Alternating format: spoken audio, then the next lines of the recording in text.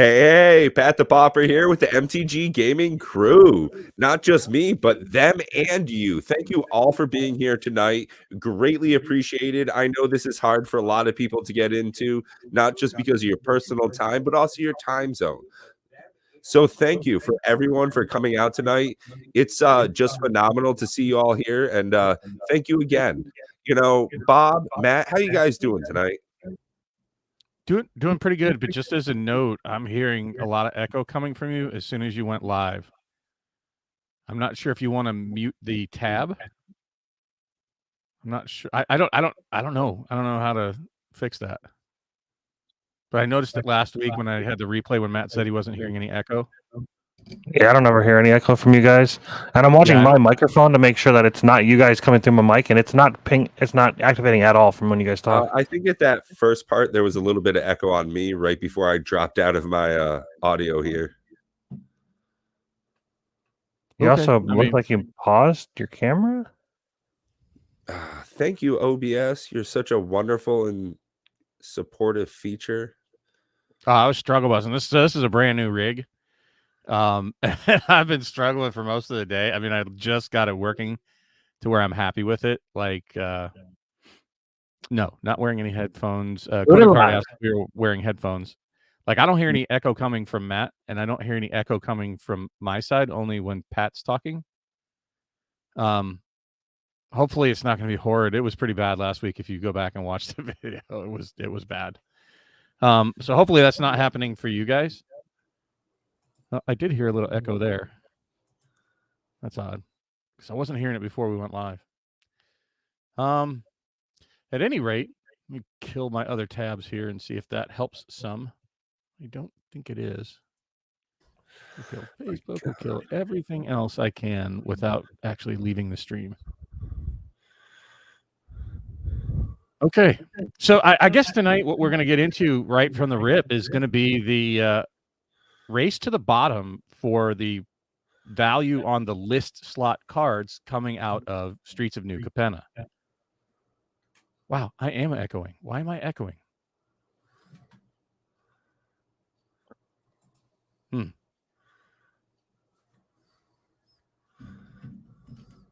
So, I mean, it's something that happens at the beginning of every set release. You know, we see this same trend. He's Can't back. hear you if you're talking, Pat. Hey. Oh, there you are. Oh, echoey like crazy.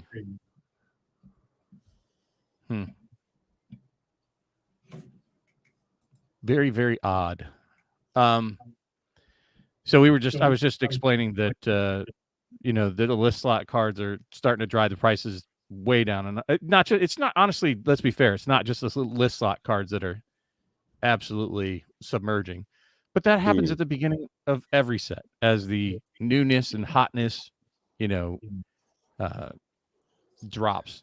Yeah, I was just having a discussion with a friend of mine about the new sword that came out, that Giada, where it's able to turn your planeswalkers into creatures so they can go ahead and kick a little bit of butt. Now, we were both talking about how that sword is great. It's phenomenal. It's definitely going to stay near that $20 mark. But at the same time, how neither of us expect that it's going to stay where it's at right now. So if we're interested in it, just like we were looking at Esper Sentinel when it first came out, buying it when it's hot, fresh, right out the oven, boy, those cookies are expensive. You wait a little while when they're down at this grocery store near you, and you can get them 6 for $1. Now that's when you want to buy them. So by waiting a little while, getting those triomes when they're a little bit cheaper, that's probably a good buy. Same with a lot of the cards out of this new set. Yeah, a lot of times when cards get opened, they're going to go down in price. I mean, unless they're really rare. Yeah, there's definitely a few things that come, you know, right out and just shoot up.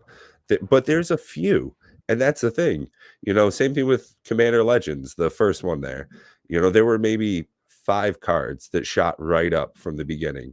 And the rest, the other 412, they went down.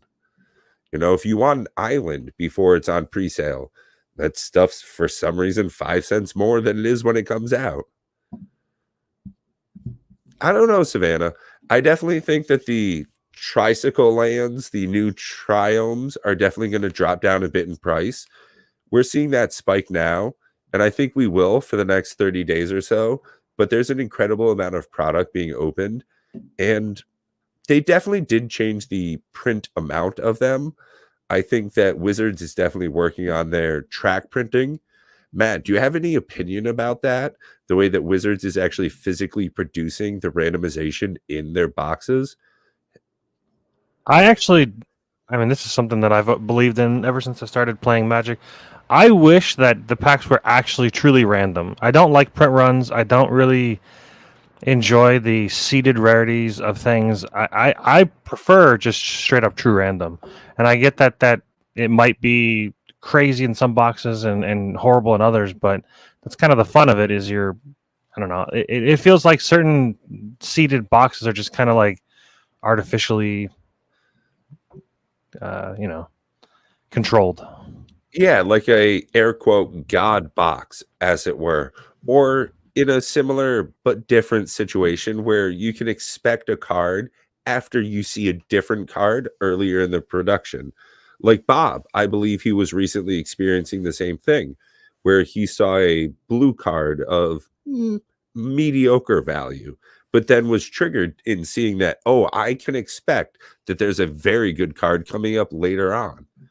Now, I think that's a bit of a letdown in your experiences, knowing that, yes, this is a roller coaster, but there's another hill coming up right over there. I just wait a little bit, a moment right over there. That's where the excitement really is. Now, Bob, why don't you go ahead and take a moment, and you got anything you want to throw in there? I'm getting an extreme amount of chop here, so it's kind of interesting trying to follow the conversation. You're talking about track printing, if that's where we're going. Correct. Yeah. I think it's a fine product overall. I have no issues with Streets of New Capenna. I agree with Savannah Lyons talking about the Triomes going to be a valuable card. I think that the Triomes are kind of like the darling of the set, to be quite honest with you. There's some cards that are going to be fun to play with, and I'm looking forward to Beantown Bullies, and Giada is pretty decent. Nixless is not bad. I've already seen what he can do in standard, and he's okay, but I don't think he's like the end all be all. I think there's plenty of decent cards. The offer you can't refuse. There's in the set, but it's just the new. It's nothing great. It's certainly not as good as Kamigawa. If you were asking me, $100 price.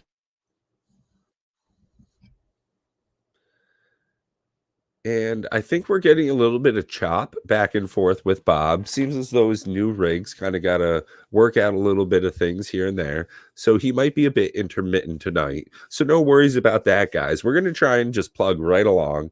But I think that Savannah makes a pretty good point in the most recent set, that there are no real chase cards out of Streets of New Capenna.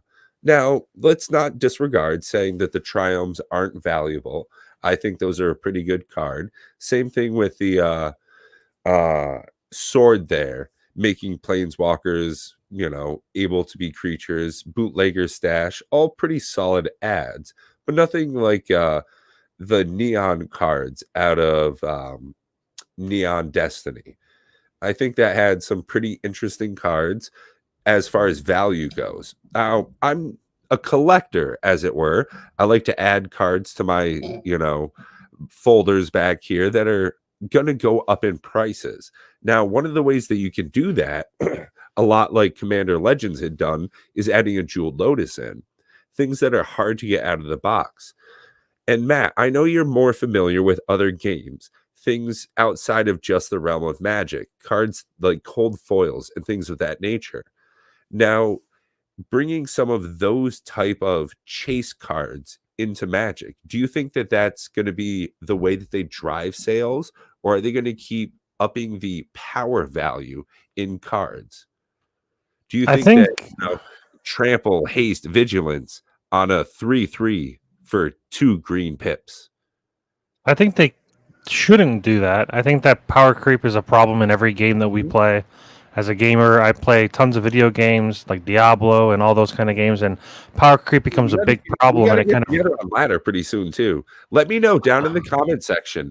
Now, if you haven't followed MTG Gaming Matt over on his channel, every once in a while he's thought about doing some of that stuff. He used to be pretty big into it. If you want to see some of that, just put it in the comment section below. Pop off, let him know.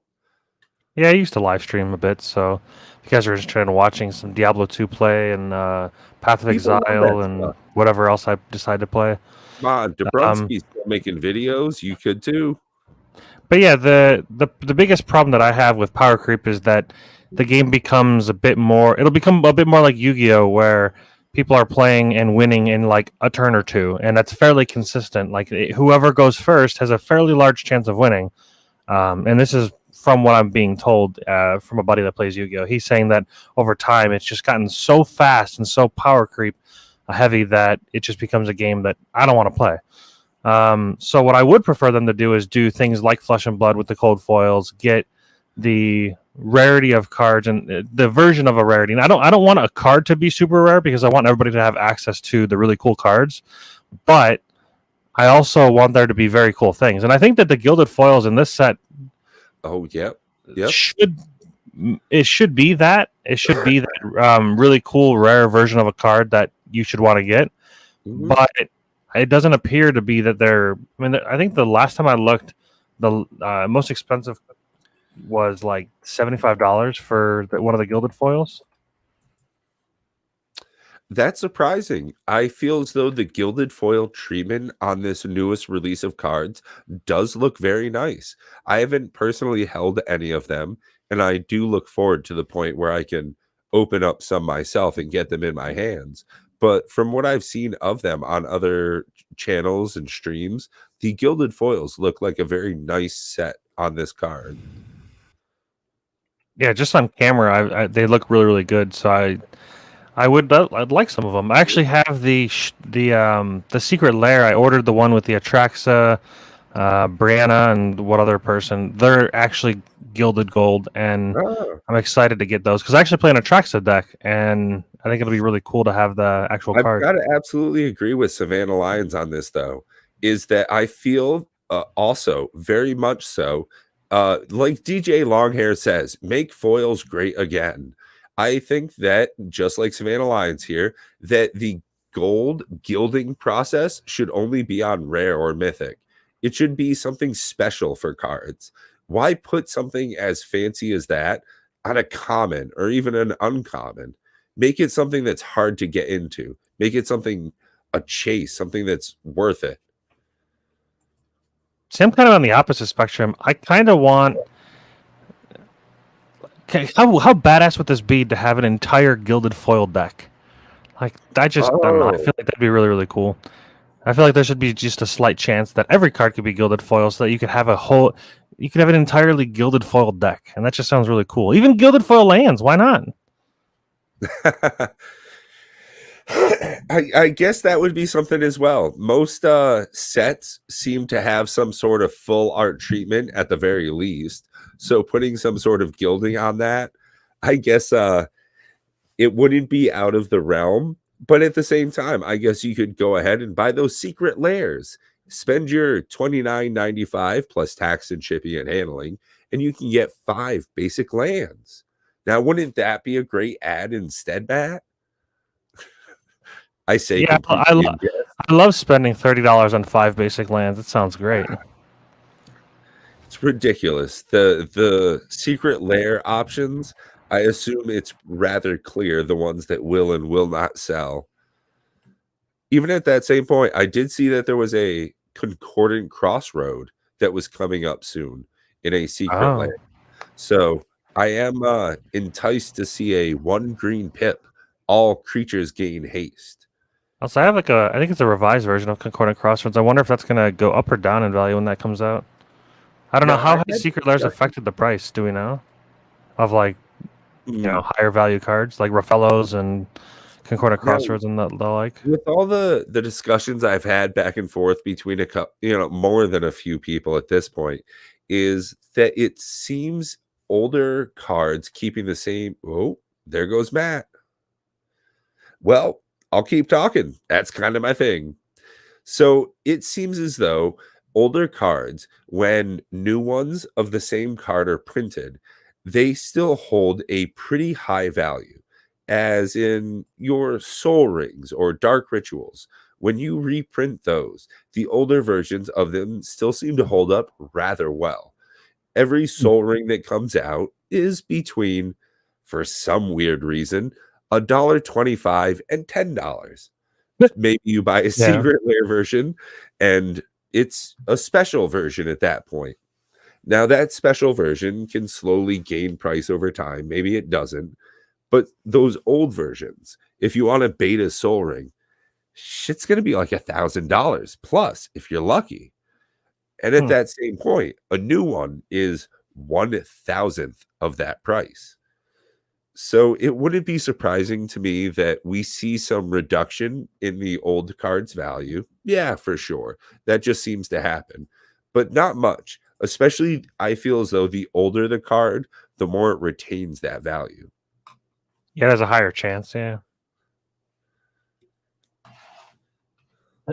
Well, that's good. I mean, I like the chase cards. The neon ink cards, honestly, any one that I pulled, I would immediately sell. I mean, maybe it's worth more later down the road, but I just it means nothing to me. Like it's not a good card in my opinion. It's just not.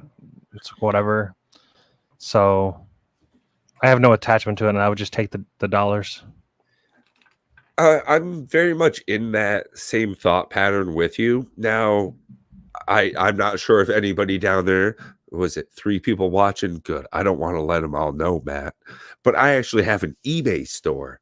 Now, I sell a decent amount of the cards that I get off of my channel if they're in what seems to be a selling part of my finance chart. You know, you can go ahead over to MTG Stocks. You can look at eBay. You can see what cards are selling for and if it seems to be the right time. Now, a card like Fierce Guardianship, that seems like it's about at the top of the chart and ready for a reprint. Wizards of the Coast doesn't really want cards to get over $100. Now, something like Fierce Guardianship being up close to $60, $70, that's right in the price point where they're ready for a reprint. It's real good, that whole cycle. But things like Deadly Rollick, now in black, that's a pretty decent card. So you can go ahead and expect that to keep going up another $5, $10 before its reprint. Fierce Guardianship feels like it's ready to go out the door. So sometimes it's a little bit of a back and forth. It's exciting to see that part, the finance part of it. You know, getting cards out the door so you can roll the dice again.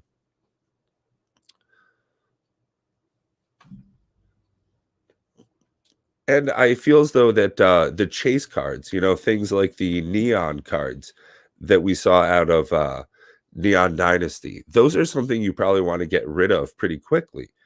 I can't imagine those keep creeping up over time. Even things like the Invocations and the other, what was it? Invocations and what was the other set there, Matt? Invocations, a set of what? There was Invocations as the treatment on one of the card frames in Magic, and also Evocations. I believe there were 2 sets like that. The chase cards out of Kaladesh. I didn't open any Kaladesh. Well, there were previously 2 really large set boxes, that masterpieces. Thank you, Savannah. Now, cards like that, when they came out, they were hundreds of dollars right out the gate. And to keep that going, increasing over time, they didn't really go up terribly much from their beginning prices. Maybe 50, 100%. I don't even know if it was that. And if much more than that, I'd be surprised. They came out pretty hot out the gates. Same thing with these neon cards we're seeing. I can't imagine that they keep going up from 1,500 or 2,000 for each individual card. Why would people want to keep buying these? Yeah, I guess it depends on how rare they are. I mean, they seem to be exceedingly rare. So if it was a good card, I could see it going up for sure. I wouldn't even doubt it. But because it's kind of a whatever card, It's a strange card that they chose to pick. I guess this was probably a calculated choice. They didn't want the card to be like, I guess, bonkers good. Man, imagine having like any good card like that would be quite valuable. Yeah, well, that's one of the things. Is it's definitely not a card I would have expected because it's what black, I believe, is the color pie that they chose is mono black, so it can certainly be Well, it's included. black red because the tap effect is red. So even that, it's even more difficult to get into a deck. So if you pull a card that's worth $1,500, it can't even go in a lot of the decks that you have. Whereas if you have, I'm just gonna say, a fucking Soul Ring, you can put that in every deck you have. Now, if that's $1,000 Soul Ring, that's going to be exciting to put in every deck you have. Yeah, I mean, even like a Wandering Emperor or Jin-Kataxis or Tamiyo, if any of those were neon inked, they'd be insane prices. Yeah. Like the foil etched versions of those cards are over 100. Not the Tamiyo, but the Wandering Emperor foil is like 190. The Jin-Kataxis is 104. I mean, if you had those in neon ink, like actually would be just, pretty solid. Now, that is, again, if Neon Ink was done the same way that they were doing some of the other foilings. If they were doing gilded cards instead of foil, and if they kept producing them the way they are now. And do we know if they Pringle at all, these neon cards? Because they're foil, right? It does seem as though they stay rather flat from what I've seen from people opening them, but I also haven't seen a lot of them on the same side of that coin. Right. So I couldn't tell you whether or not they stay flat or not. If anybody down in the comment section has heard whether or not neon cards, these $1,000 plus cards, are foiling and curling as well, let me know. Let us know down in the comment section. Hope they resolve the Pringling problem, because honestly, after having Adventures of the Forgotten Realm being a major candidate for Pringling, it really kind of dissuaded me from actually purchasing any Pringles or foils. It's just not worth it. I don't know. I shouldn't be able to smash my deck together and then let go, and I can actually pull out specific cards in my Cascade deck. And I've actually taken them out and replaced them with different cards because I don't want to have a card that's like, curled in my hand. It just feels bad. Well, Savannah says that the neon cards do not seem to curl, at least the one that they have. So big ups. Flex. Yeah, that doesn't look very impressive when I do it, though. So just imagine the emoji instead of what I did there. Thank you, editing. There is no editing. We'll edit it in post. It's fine. Yeah, right. Yeah. Editor guy, Editor Jay, go ahead. Hit me up in the comments. Oh, no. There is no editor. Who do I look like? Dave? All right, Jimmy. Take care of it. Now, one thing I will say about the gilded foil cards, I am tempted to buy them, and I've talked about this on the podcast a few other times, and I haven't really been buying singles. I've been just having them proxied because the majority of cards to me I just don't care about the value of buying the real card when all I do is play with a group of friends, and I'm just like, do I want to spend $100 on this really cool card, or do I want to proxy it for 25 cents? Yeah. And at the moment in my life, I'd rather take the money that I would spend on singles, invest that in other areas like cryptocurrency and stocks and sealed Magic product and whatever else. I'd rather just invest that. And singles, same boat. Yeah, absolutely. If you could spend $555 on buying one really nice Atraxa Praetor Voice deck, or you can buy 7 shares of ExxonMobil that has 6.3% dividend reinvestments. Right.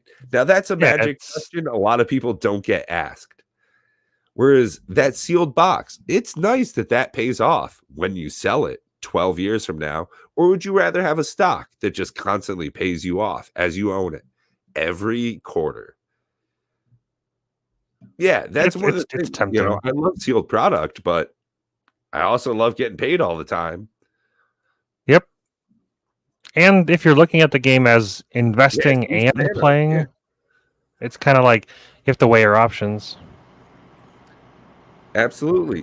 Buy a deck for hundreds, $1,000 maybe.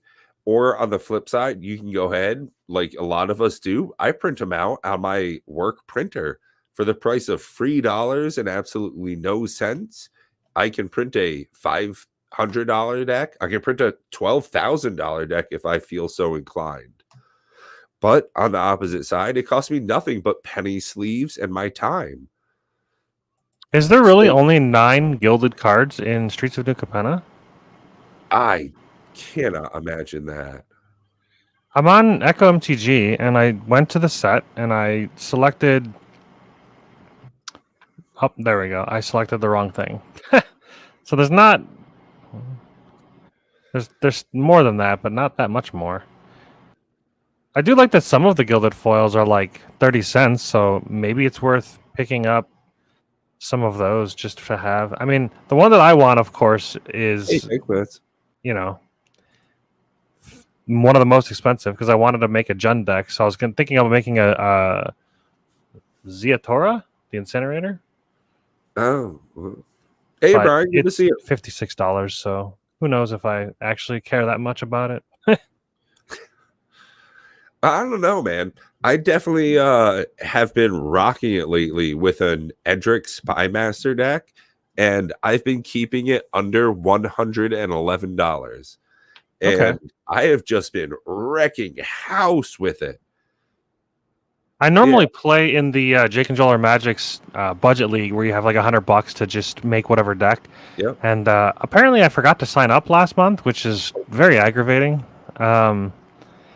I had a deck planned out. I was going to do the Beamtown Bullies because once I saw a few of the combos with it, I'm like, that just seems hilarious. Being able to just tap them and give somebody a leveler and exile their library, or skip somebody's 2 turns, or I don't know. There's a bunch of fun little cards you can use. Yeah. But I forgot to sign up, so I kind of theory crafted this deck in my head and then wasn't actually able to use it. So that's unfortunate, but I do like the budget side of things when making a deck. It's really cool, and I don't know, it's engaging to weigh your options and do budget decks. Oh, absolutely. So the play group I am most often playing with, I do a little bit of spell table here and there, but most of the time our proxy play group is $250 maximum. We've kind of all agreed that anything over that point gets gross because there are staple cards that are $50 to $100. And once you start putting those in a deck, you get really overpowered because a single card taking up that much value in a $250 maximum is way too much. You can't expect to hit that all the time unless it's maybe your commander. But even then, I can't imagine a card being like that in your commander slot. So we've kind of all agreed that that's a fine area to play in. But even with that, I showed up the other day with that Edric deck, $102, I think, a little bit below even the maximum I had set for myself, and, wiped my hands. And it was a pretty good showing. And it just has to, kind of scream to the fact that it's what you're putting in the deck, how you put it all together, what you're making with it, that goes to show the value, not just the price. And that's something that we see with proxying a lot. You can make $1,000 deck, but you don't have to actually pay for it to get the value of it. But at the same time, I don't know. Have you ever gone to a tournament before, Matt? Yeah, I've been to a couple. I actually had a top 16 showing in one of the events near us, a regional event. It was a long time ago, but I used to go to tournaments a lot, actually, FNMs and stuff like that. But that was back in standard days, back in 2009, so a long time ago. Yeah. Jeez, that's what, 13 years ago? Yeah, We are getting old. Hey, it's good cheers to times. getting old, huh, Matt? Yeah, Chop chop. can't complain. Yeah.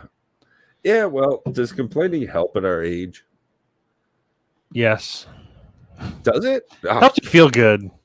yeah, Get right. off your chest, release the stress. Some people Yeah. hold a lot of their pressure on their chest, and they don't actually like.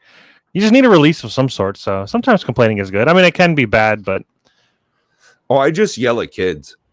there you go. Get off my lawn. Oh yeah, I walk around the neighborhood and I find kids playing in their own yard, and I yell at them, "Get off the grass!" Yeah, I think that the right way to build a deck, in my eyes, is if you're playing in a group and you're playing in a group of friends that have all different varying of budgets. I think the best way to do it is to, like you said, pick a dollar amount and kind of have everybody stick to that. Because you have a friend that has maybe he makes 100K a year, he can make a deck that's bomb diggity that has tons of great cards. Then you have a friend that's only making. Let's go ahead and roll the dice again. We're gonna add MTG Gaming Bob. I want to cry. Welcome back, Bob. Am I? Did you choppy? just hook up an old computer? Say? Yeah. Just kidding. Can you hear all the words I'm saying? No. Well, yeah, we could see that you were joking, so Oh, well, the camera kind of ruins that a little bit. yeah. It's Yeah, it looks better now. I'm not even. Before even your video was going. God for alcohol. That's all I gotta say. Oh, cheers! So to Pat that. was just cheers, and he's like, "Hell yeah!" I forgot to fill up my water bottle, so now I'm sad. I got this banana that I can't eat sitting to the right of me. I've got my water bottle that has no water in it. It's just a rough morning. Yeah, Savannah says, "Let's bitch for 5 minutes about the Commodore 64." Ooh, I don't know that I've ever played the Commodore 64. Oh God, I took computer my dad had programming it. when I was in high school, so we went over some pretty old school stuff and got to play with it. Man, I actually grew up using a computer that only had black and green, and it was only text based. So Yeah. yeah, And it had big floppy disks that are like this big. no, you couldn't put anything in it. That wasn't Oh. a thing that personal computers could do with the unit I bought. Yeah, so it was just Well, the base ass unit. Actually, It the had first like computer. 4 megabytes of storage, I think. Ooh. Yeah, exciting shit for back in the day. The Man, first computer I used, you guys probably don't even know what this means. Old TVs, you used to have where you'd screw on rabbit ears on top. They'd have a couple of screws, and there's a couple of Y prongs that you would put on there for those rabbit ears you see in like ancient TV shows. Mhm. And that's how it fed the signal from the computer to have a visual output. It didn't have like a monitor of its own. oh my goodness. And it was a Texas Instrument, and it actually recorded on cassette tapes. It was like this really awful racket, kind of like listening to the old dial-up modems. I think it was a Texas Instruments. I don't remember what it was, a TI dash something or other. And 83. you had like cartridges that you could insert for like software for routines and stuff or games. I don't remember any games, but it was like if your word processor, you take the word processor cartridge out, you blow on it and shove it in the deck on it. It was like something Beta else. Max before Beta was Beta. Dude, that was It's amazing to think that this computer right here, this is more powerful than any computer you're talking about and many computers after that. This is a Raspberry Pi. So And this tiny yeah. little thing is just Oh, here's destroys an any of those interesting old one. computers. the Well, I mean- cell phone that anybody has, the cell phone that anybody, me, you, and anyone in the audience right now in their pocket is more powerful than what America sent humans to the moon with. Oh, no doubt. Yep. It's funny that you said that about how you didn't have hard drives on a lot of the first computers. Like our first like real PC, any software that you had to be loaded up with floppy drives, the big, records. 5 1/4 inch Yeah. floppies. It was It's like soft a drives. sad- It was like a sad LP record because all you could get was like the Pythagorean theorem. It was pretty bad. It was pretty bad. What's really interesting to me is that the word computer was actually a job for humans. They used to Yeah. hire female computers back in like the turn of the century, the 1900s. Interesting.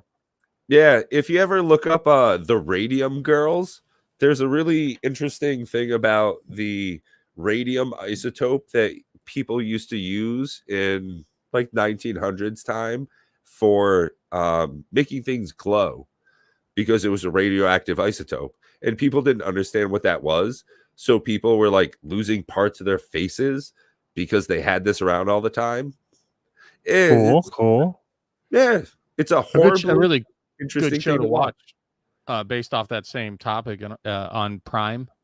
It's called Radioactive with what's her name? Rosamund Pike that's in Wheel of Time. She played Marie Curie, and it talks about that. She discovered the radium isotope, and she did a fantastic job in that. It was a very, very good series to watch. So Interesting. I've never heard of it. movie. Sorry. Wait, what? Oh my God! There's Dual Brain. Glass. Oh, uranium glass. So, what is it? Blacklight Interactive. Also, by the way, It's got a weird green UV glow. stuff. The more you learn, the more you know. I wish there was like a fucking rainbow that came out right when I said it. But my God, if you don't learn something every day, you've missed a day of living. So apparently, there is no limit to the human brain. You can just keep learning stuff. Oh, I've definitely missed a lot of days. I feel you. I'm right there with you. There's some day. Well, I don't know. I guess nowadays, see, it's pretty interesting because you say that the brain is infinite, and it is, but it's also more infinite than you think. We're basically all androids. We all have at our fingertips. All right, we have everybody, access I'm wearing up out there. glasses. It's time. to I'm the wearing internet. glasses, brother. We're all androids. All you have to do is just this is your interface. It's just slow. Your phone literally has infinite access to any information you could ever possibly want. It's insane. And the only thing that we need to change is how we interact with that device. If we can somehow transplant the phone, even just the Raspberry Pi, even they're already working on the technology that it's this sensor Neuralink. mesh that they plan on inserting into the blood vessels in your brain that has a bunch of sensors, and your brain will eventually incorporate the sensors into tissue, and the neurons firing will allow you to control things. I was just watching something actually this week about that whole thing, and Elon Musk talks about it. That the biggest limitation is that our interface is too slow to information in the world. But computers can actually flip and flop much faster than us. We just have tangential thinking, which computers basically don't. No matter how you shape it, it's still linear. Can you imagine playing a game of Magic, and while you're playing, you could be like computing every play that could possibly happen of any card in your head in like a few seconds? There wouldn't be that like flipping the cards 15 minutes of a dude trying to figure out what he's going to do. He's already done it. He's already played it out in his head 30,000 times, and he's just going to pop pop, and then now it's just a matter of who's got the biggest brain. It just becomes a matter of the randomness of the shuffler at that point. Yeah, that's true. And additionally, I mean, we think in tangential terms, like, well, maybe he knows that I know that he's thinking that, so he'll think I'll play this, but I'll play that instead. But maybe he thinks I know that he knows that I know that I'll play this instead of that. So I'll play this. There's also something to be said about like the difference in the reality, as it were, that you're existing in. Like the world's best soccer player is not the world's best polo player. And the world's best polo player is not the world's best aquatic polo player. So like it's hard to like make that differentiation. Whereas Nikachu, incredible at Modern, I'll probably kick his ass at Commander. So even at that same, niche level, it's hard to make that transference. Yeah, I played Clothing Cards in the Jake and Joel Are Magic's league, and it was his first foray into Commander, and he was still struggling with converting from his standard use of play into like the way the Commander plays, and he was talking about like how the points influenced how he played and like the Commander in general. He didn't do any kind of political aspects. He was just like he's used to just keeping all information to himself, not talking to anybody about anything, and just playing the game the best way he can play. And I thought that was funny that how different each format really is, even in how you play, not even just the actual rules of the format. Oh, absolutely. Yeah. I recently was playing with a pack opening addict on Spell Table, and I got to, and thank you again. Wonderful time. I got to play with him for his first Commander game. Full stop. Cool. And not only that, he had a showing. This guy knew what was up. And that was a great experience. He had the card pool, but he didn't go overboard. And he even talked a little bit behind the scenes about how he pulled the reins back a bit, knowing he could easily slide in a Mana Crypt, a Mana Vault. Doubling season? Yeah, sure. Why not an Anointed Procession? That would be a great point. But he didn't play that game because he wanted us to have a fun time. And he knew that going in. Whereas a lot of people, they go full bore. Is that ever had a problem you've had there, Bob, when you want to keep adding in, but you feel as though it would be too much pressure in the game? Actually, it was very early on when I started playing Commander that I just, and you saw some of the decks that that I can, brew up, and so can most people. And I'm fortunate to have enough money to basically brew up the decks that I want. But several things happen. Either to me, and I'm a group player. I'm an inclusionist at heart. I just really am. I like having my peeps around. I want to make sure everybody's having fun. Matt, you've witnessed our game, our game nights for board games, and I'm all about trying to be inclusionary and welcoming people, and that's why head-to-head competitive has never been my strong suit. Even when I can, I don't want to. I don't have the desire. I don't have that killer instinct. The whole I'm gonna go down a rabbit hole here. I think I kind of quantify people into three buckets. You have the sheeps, the shepherds, and the wolves. And the wolves tend to like to do the head-to-head. The shepherds like to protect the flock, and the flock just kind of likes to go where everybody else is. I tend to be more of the shepherd, but I like being around the flock. And I disassembled most of my high-powered decks because you saw me playing the Turgor deck, right? And what did you hear me say about every other card that I draw? Oh God, I don't want to play. I'm sorry, guys. I don't this is a bad choice. I can't do this. I don't. And I kept holding back. Like some of the stuff I was going to drop is just like, oh God, people are just going to want to scoop. This is terrible. And that's never been my thing, to crush people's faces. And I love the utter nitwits, and I do. I'm a nitwit. I want to be a nitwit, and I don't like crushing people's faces. That's never been something I've enjoyed. So I like playing Commander, even when I played with Matt. Like some of our first Commander Legends drafts. Matt, tell me I didn't say at the table. I just want to do this thing. Like I don't care if I win or lose. I just want to pop the. I just want to pop Neverall one time. Yeah, one time. That's all I cared about in the whole game. And I lost, but he had fun doing it. I was fun. It was fun for me because I got to do my thing. I got to do the one thing I wanted to do in the game, and so I started curtailing my decks really early on. And at first when I was theory crafting them, and oh man, I'm going to make these baller decks, and then I realized I don't want to do that. I don't want to get in there and just see the look on everybody's faces. Like you said, there's only so much fun to be had at the table, and if I'm having X, then you're having less. Right. So, there's an infinite amount of fun, and that's one of the things when I play board wipes. That's not really fun for anybody, and when you do it, it kind of subtracts a little bit from the entertaining we're all having. I'm a huge proponent of the same way that the professor is.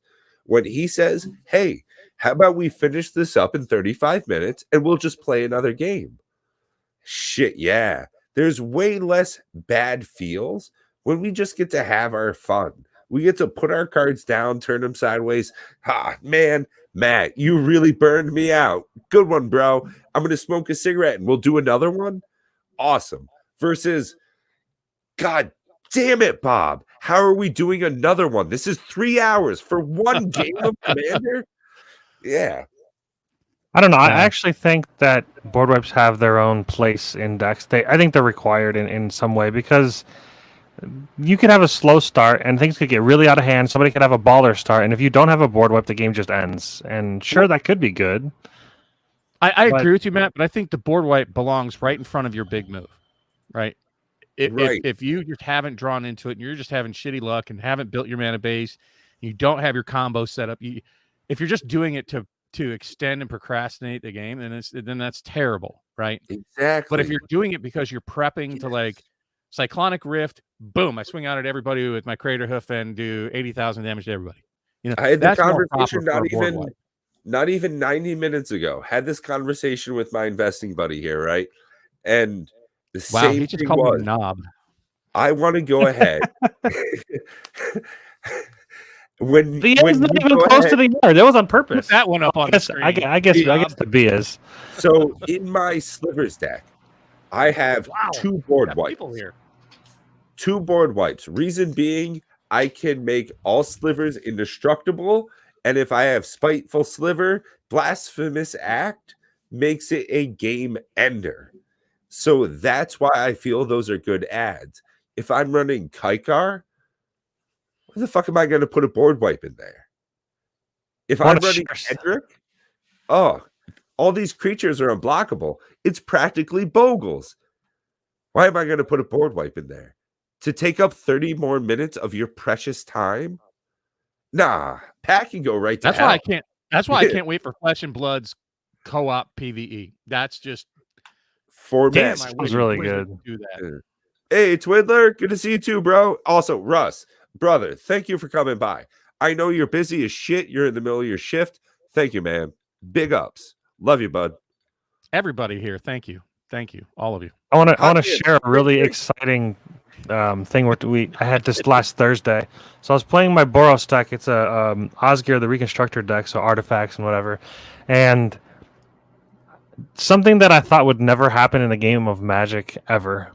I had 9 mana available, and I had a very good board state, and I was able to kill people. I had the artifact that gets +1/+1 for every artifact you have from the Urza's, not Urza's, the land that came out recently that allows you to tutor something, but you can make a construct.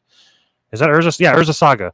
But anyways, so I get a couple of those artifacts. They're like 13/13, 14/14s. They're pretty monstrous, getting up to at the end 20/20s or whatever. And so I was like, okay, in my hand I have Boros Charm and I have Rout.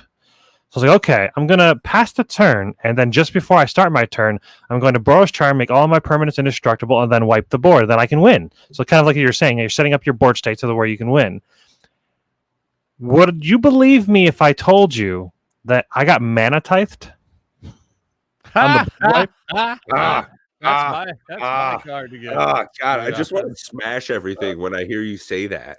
Oh, He's a new player, and we joked about him adding it to his deck. We thought it'd be funny, and he apparently decided to actually do it. He actually did it, and I told you, I said, in so many situations, that's just a dead card. He's like, Right. I've had it for 12 turns. I was like, exactly. That card's not good, but Yeah. in this situation, it is good, sure.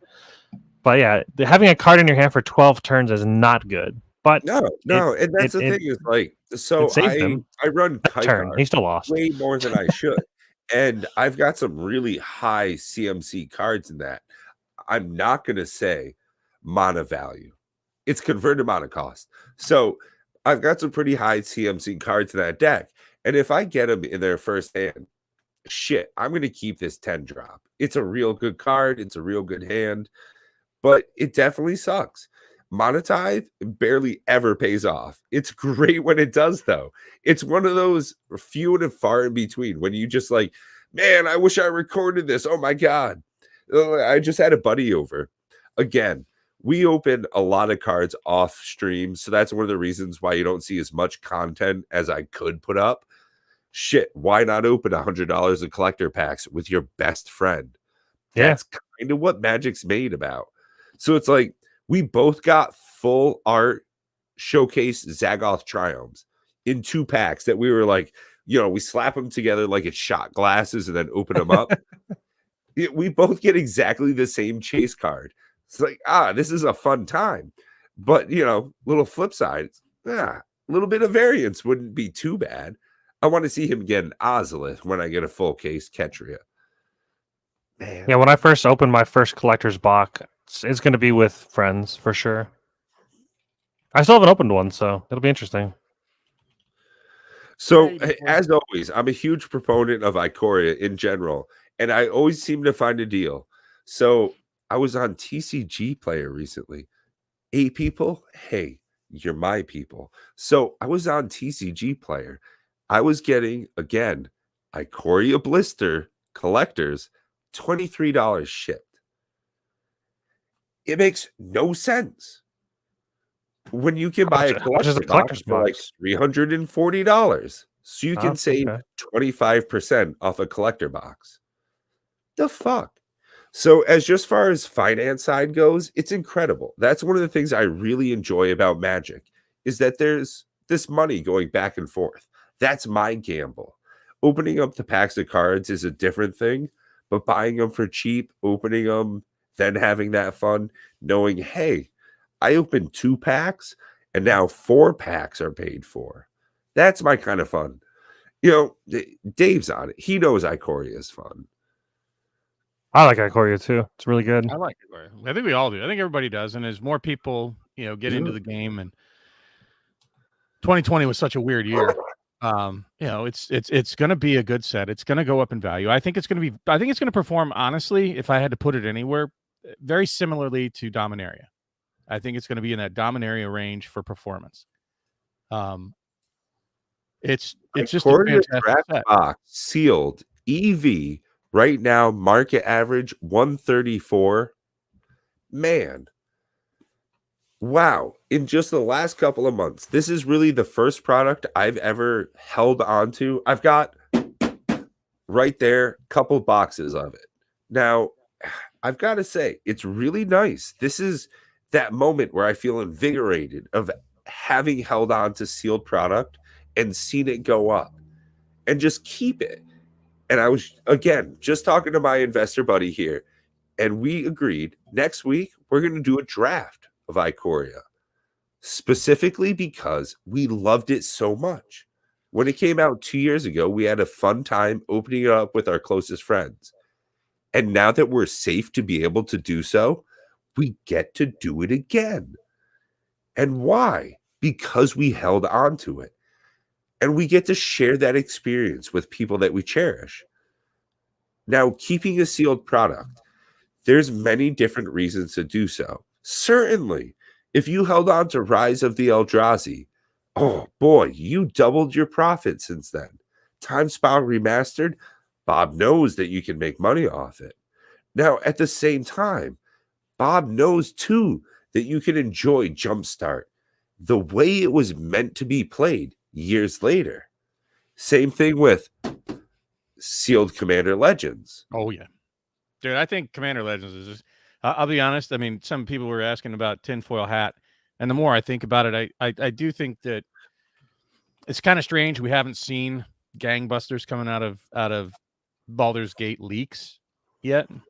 And I think if that's the true tell of the tape, it's going to make Commander Legends 1 that much more special and that much more valuable. And honestly, I'm going to say that Commander Legends, it's sort of strange because part of the value is the sealed experience you get from it. That Commander Legends, or did you mean that Commander Legends? Well, I don't have enough them fingers. all. But you know what I'm doing. Cracking them for value is a terrible mistake. Yeah. I think that they are, its specialness is its sealed product. And if Baldur's Gate comes out and is flat, which I'm kind of expecting. Well, so that's the thing. It's like, we all three of us fuck that. All 12 of us, me, you, the people in the chat, and the people that aren't really subscribed. If you haven't subscribed, MTG Gaming Bob's channel, you can see Matt and Bob producing incredible content. And for the price of absolutely no dollars and free cents, you can see content delivered right to your email.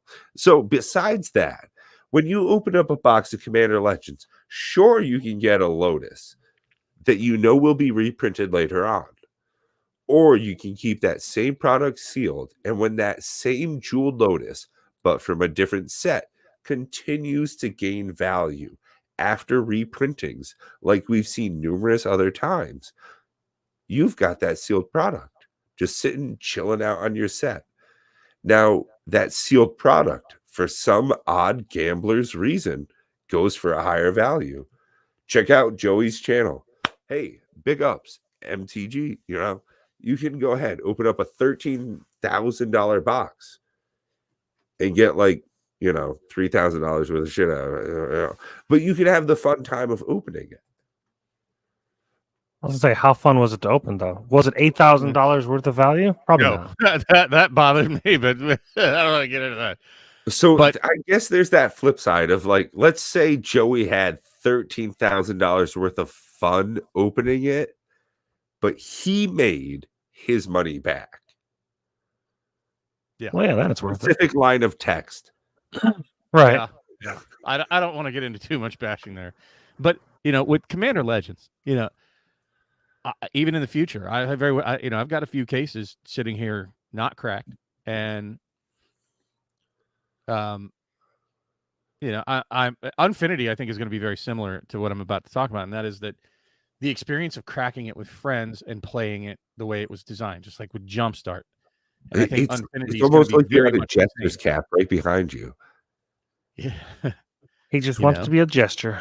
As if we prepare for this stream. Don't get me wrong, ladies and gentlemen out there. There's clearly no preparation for this. It's not like we keep content going back and forth between us creators. There's nothing like that. Don't get us wrong.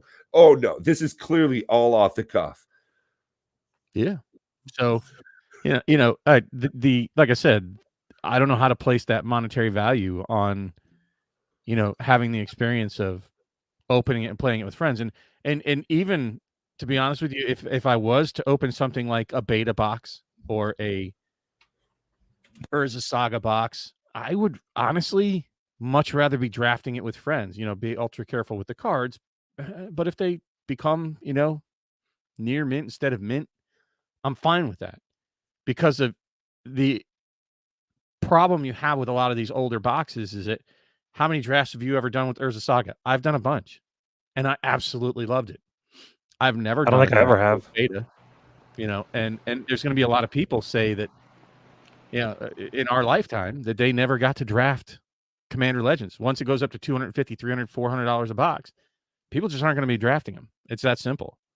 So there's this little window you have while it still seems somewhat cheap, probably up to $200 and maybe even $250. People are going to be, you know, like, okay, we all chip in $50 and, you know, we get a box of Commander Legends and draft it up. But once it starts getting, you know, $400, $500, at some point it's going to hit that paywall to where you're not going to do it because it's just too expensive.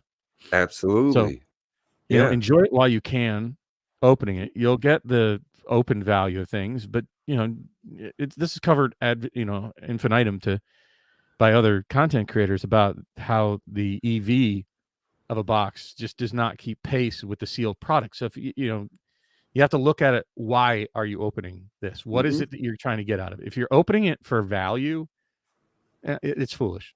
Honestly, it's just foolish because you're going to lose. Ultimately, you'll lose. No matter how, unless you win. Well, there's also like a very narrow area. So I was just, again, literally having this discussion just a little while ago. We've got a couple of boxes of Ikoria. Now, we bought those at $85. I don't know if there's a logistical chance that you can open a sealed draft box of Ikoria, sell the box topper for $24.99, and lose money off of opening the packs. Now, what's even better is if me and a bunch of buddies get together and I say $25 and we get to draft this sealed Ikoria. I can't lose money and not have a fun time doing that. And that's the point of why I do this. So I can hang out with my friends, have Domino's delivered, drink some strong beers, and laugh a bunch about how Corey just fucked me. And I'm going to go outside because I concede, and I'll see you again for the next game. That's a lot of fun. Like, that's the whole reason I do this. If you're not having fun with your friends playing Magic, don't do this. Don't collect boxes. This isn't for you. It looks like Ikoria, just in the last month, is up $15. Yeah. Yeah. sealed White Noda boxes. has definitely it's on its journey, right? It's on its journey for the boxes that appreciate. This is how they do it, you know. Mhm. And they tend not to do it smoothly, like Rudy's even said. It doesn't go up by $1 this month, $2 next month, $2 a month after, $1.50 the month after. It doesn't go that way. It tends to go flatline, flatline, flatline. Oh, $15 increase. Flatline, flatline, flatline. $50 increase. Flatline, flatline, flatline. $10 increase. Right. Yeah, money flies up. Yeah, absolutely. Yeah, it's spikes and drops with everything. If you look at singles, it's the same way as well. There is barely ever a flat line, especially over a decent amount of time. That's one of the biggest things, is being able to quantitatively judge a product. The more information you get about something, the better you can judge it logically. So when something's hot, fresh out of the gate, we preach about it consistently and constantly. How you need to wait just a little bit, give it that 60, 90, give it 6 months, fuck it, give it a year. Then it's kind of made its splash in the market. You can figure out what's worth it and what's not. Boy, am I glad I did not invest in a Strixhaven. Whoo-wee!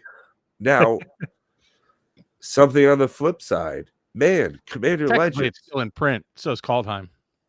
Well, so same thing, Kaldheim. Wow, in retrospect, that was better than I thought it was, especially with those pathways making the moves they have. Again, lands. Seems every set with a solid land cycle moves a little bit more, Yeah, I think Kaldheim's going to do just fine. People will catch on. They'll catch on to the sets that are better or worse. And part of it's going to be the hype around opening it. And to be quite frank, I think really Kamigawa did not even get the fanfare it should have. It's just another one of those, winter I just got to call him out. Dave, 6 months. We're going to open Strixhaven. Me and you. Strixhaven. 6 months. Even though I know that what they say that it's the third best all time. It's the best winter set ever selling. It's the third best. No, they just recently said that Kaldheim is not the best. No. I'm talking. I said Kamigawa. Your oh yeah. I said Kamigawa should have gotten a little more fanfare than it got. Yeah, because it's a baller set, even though it sold supremely well. I think it's probably going to be, no offense to all the rest of the sets coming this year, I think it was the hype standard set. May even outperform, and probably will, Commander Legends 2. Maybe Jumpstart as well. No way. What? Ooh, that's a tough one. Kamigawa? No way. Kamigawa versus Jumpstart. Ooh. I think that's what I just heard. Is it was the third best selling all-time set in Magic's history. It did supremely well, but because of a Neon Ink card that's not even good. That doesn't sell the set. That doesn't sell the set in draft boxes. So yeah, it's uninformed. I'm with Coulter. Brothers War is going to destroy everything. It's going to be so. I think it's going to depend on so what's good.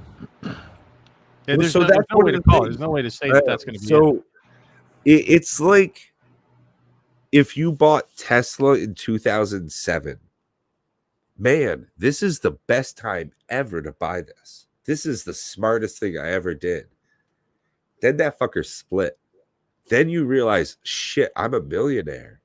And then you kept buying it. Then you sold some on the dip and you bought it again. Now, it's a long-term type of product. If you want to sit on Jumpstart and you wait and you wait and you wait, then it keeps going up. But if you're thinking about the reprint quality of some of these items versus the experience, what do you get out of Kaldheim for an experience versus singles? Whereas Jumpstart, it was specifically reprint equity. There were a couple of singles, don't get me wrong, but at the same time, it was really for the experience. And I think something forward going ahead, we'll see that type of product be more individualized and harder to get. Same thing with like arch enemy type items. When you get a sealed product, that alone is something to enjoy. Like the sealed unsanctioned stuff. As we go forward, I can imagine that product as a sealed whole being far more individually worthwhile. Well, I mean, I'll be excited to see them drop the spoilers for Double Masters. I think that'll speak volumes as to where WotC's head is in the cycles. I'm not thrilled at all about Dominaria. United. That's not even making my radar. I'm not all that impressed with Streets of New Capenna. I've been saying that for how long now? Just the triomes are ultimately where it's at for that set to me. Singles.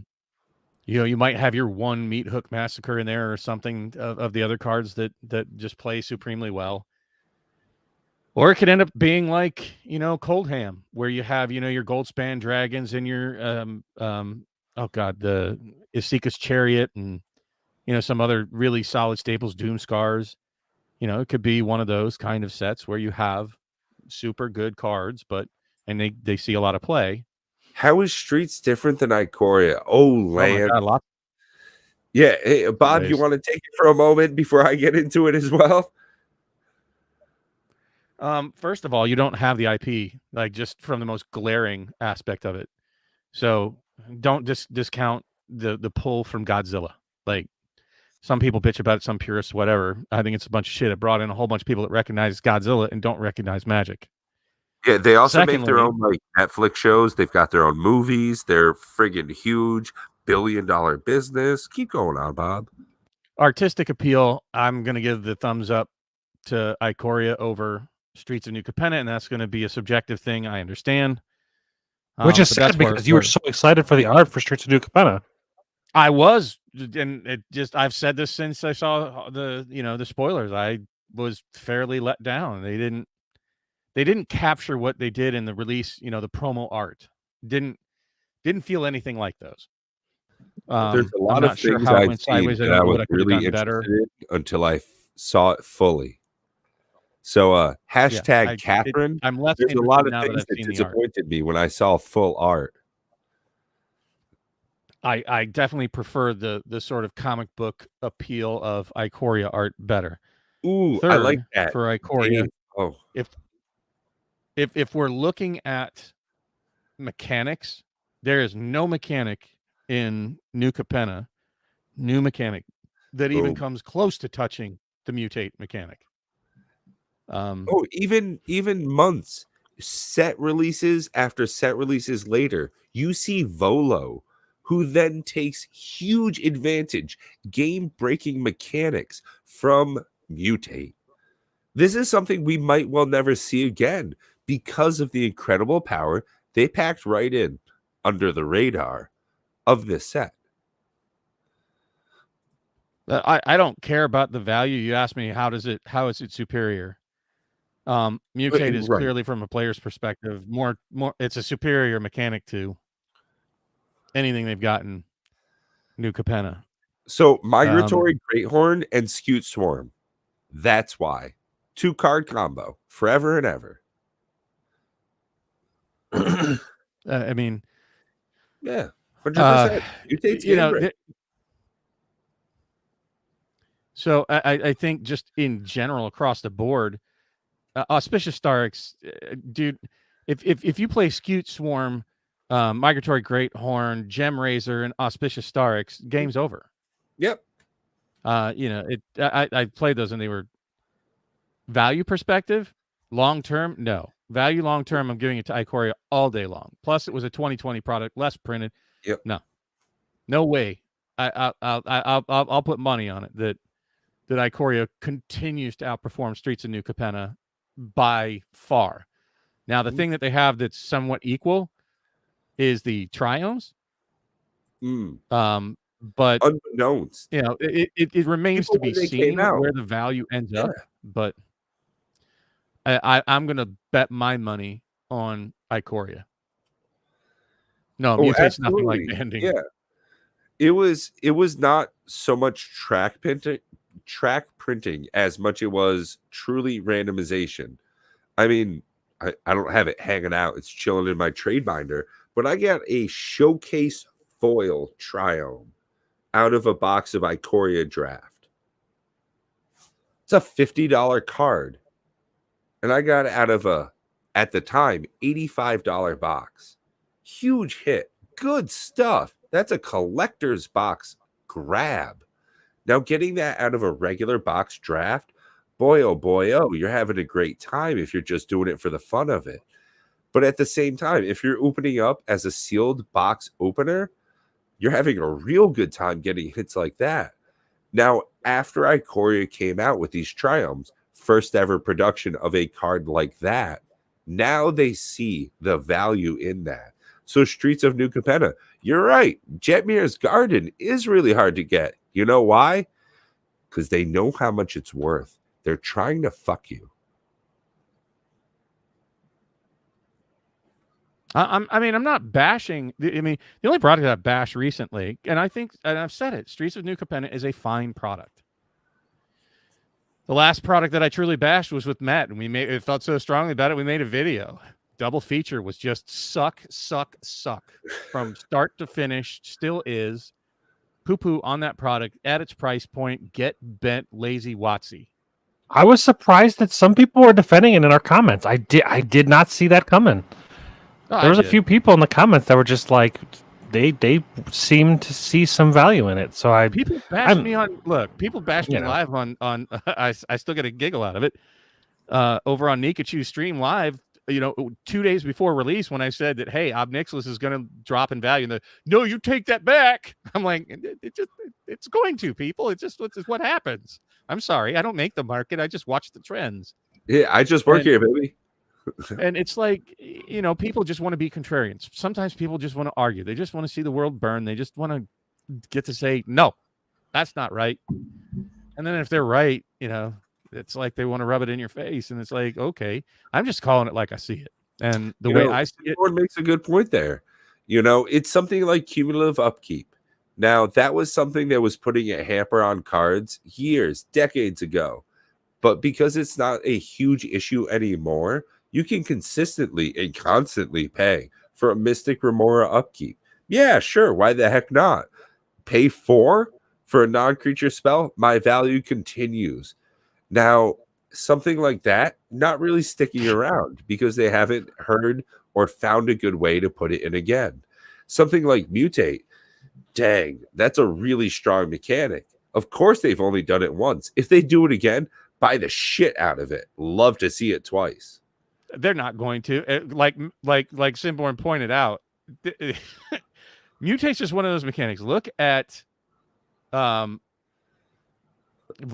right? Or there's so many other cards that you can pair it up with. Scute Swarm, Toski, Bearer of Secrets, putting a 6/6 body on that guy and then somehow giving him trample, it's stupid, and being able to overlay an ability on top of something indestructible, something that triggers again, it's waiting to be broken. They're going to have to design around it now that they've put, they've let the genie out of the bottle. Pandora's box is open with that Joker and they cannot bring it back.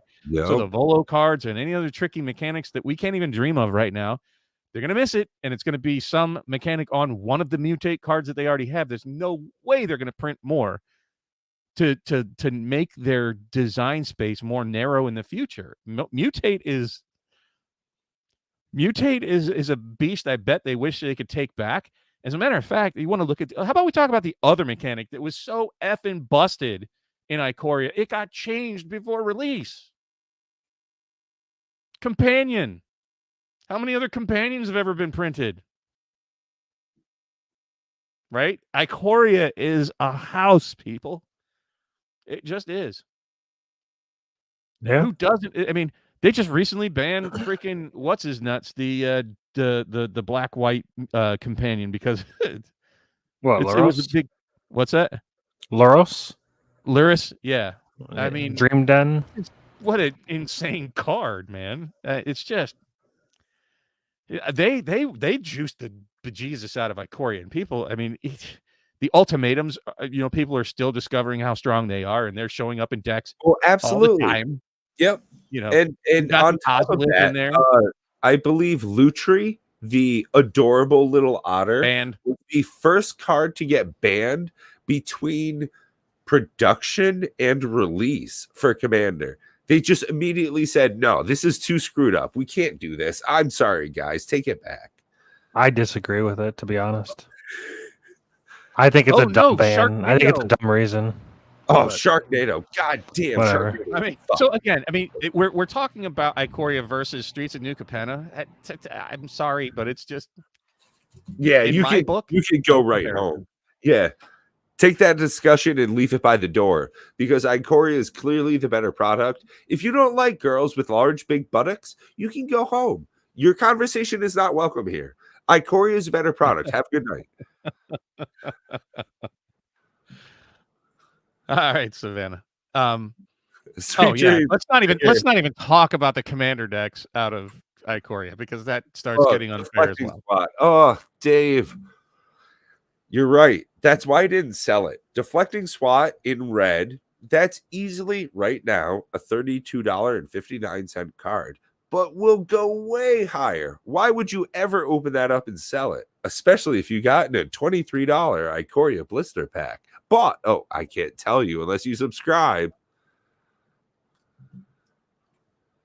Yeah, it's... Oh, that would have been kind of funny, actually. You just turn the stream off after you said it. Decoy said he was just waiting for you to turn off the stream the moment he ended his sentence. That'd be kind of funny. No, I mean, none of us... so let's just be super clear here. Pat doesn't know for sure. Matt doesn't know for sure. I don't know for sure what's going to happen. But piecing it together over time with a general consensus, it's too new for Streets of New Capenna, so nobody can really say. I just give my personal opinion right from the outset. I was like, I'm going to pump the brakes and wait and see. I have ordered some Streets of New Capenna. I have one set box, one draft box, and one bundle that I opened, and I ordered 10 packs off Cothran Cards because I like Lance, even though he likes to poke me in live streams. I'll say, for the record, I don't hate Streets of New Capenna at all. I think there's really good cards in there. Sure. There's a few that I really want to build and put in my decks. Lands are good. The Gilded Foes are cool. So it's got some value, for sure. Matt's a loving guy. The only thing that he hates is weird things stuck between your teeth and that bump in the pot road. You're going down the road. You pay your tax money. You should hate that. You ever eat Chipotle and you get some cilantro stuck between your teeth, and then every now and then you taste. You don't know that it's there. Every now and then you taste like that soapy cilantro taste. You're like, what the fuck? Oh yeah, I hate Chipotle. Yep. There's only two things that I hate: thermonuclear warfare and carny folk. Carny folk. All hands smell like cabbages. But no, it's. This is why we put Bob on. It's carny folk. Honestly, they're just trying to take your money and leave town. They're taking your money and leaving, right? I do have a confession that I did sink some more money into Modern Horizons 2. I just had to. They had draft boxes at $190 a piece. I was like, I have to. I just have to. That's just too good of a price. I'll tell you this. I mean, if you want to look back at a product, Modern Horizons 2 is going to be a benchmark product, folks. I'm just going to tell you that right now. It's, even though it's going to be printed into Oblivion and it's been open to all but Jesus, probably as much as Battle for Zendikar, because it is super loved, people. It is the closest feeling if anybody was around during Urza Saga, that's how Urza Saga felt. But you were drafting with it, you know. You weren't. Most people are just mainly cracking MH2. I haven't seen one single draft except for the one that we did out of the pre-release kits. But I would love to. And you know, it's just it's a hot shit product. It is just. I don't have to justify that one. If you think there's a better product out there than, you know, Modern Horizons 2, you let me know. I'll be honest, Brian. It feels like there's a whole story here that I think that there's a really interesting B quality movie to be told about this whole thing. If you've never seen Red Letter Media, check those guys out on YouTube. You'll see a movie about like this exact same thing. Enjoy, deep dive, big heart. Love you. I was just quoting Austin Powers. That was from the first Austin Powers. Yeah, that was an Austin Powers movie. Which surprisingly enough, they don't hold up, unfortunately. You're talking about like all the sexualization of women, and that doesn't hold up over time. When I first watched Austin Powers, I thought it was one of the greatest movies I've ever watched.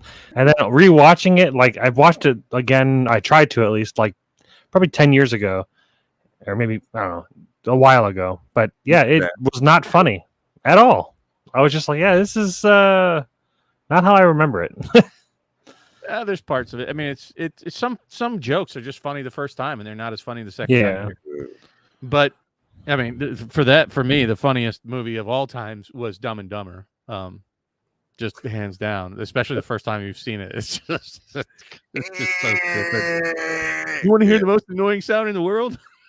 I thought Super Troopers was pretty funny the first time I ever watched it. It's great. You are freaking it lost its appeal quite fast, though. You know, the craziest thing, I live in Vermont. So Super Troopers and Super Troopers 2 hit pretty close to home, but they're funny like the first time you see it. Yeah, that's a lot of comedies. But as you know, what's not funny is, you know, Double Masters coming up, and I did cut into my budget. And now I'm going to have to debate, do I break my budget for the year? Because the $4,000 all in on Double Flippy Masters is going to be steep after I just dropped, you know, almost $600 on more Modern Horizons 2, which means that it's looking very bleak for anything for Dominaria, Jumpstart 2, Brothers War, the Warhammer 40K, Secret Lair. That's not looking good. I'm definitely buying at least 2 sets of the Warhammer 40K. Again, I got to cut somewhere, man. You know, the products are just too expensive.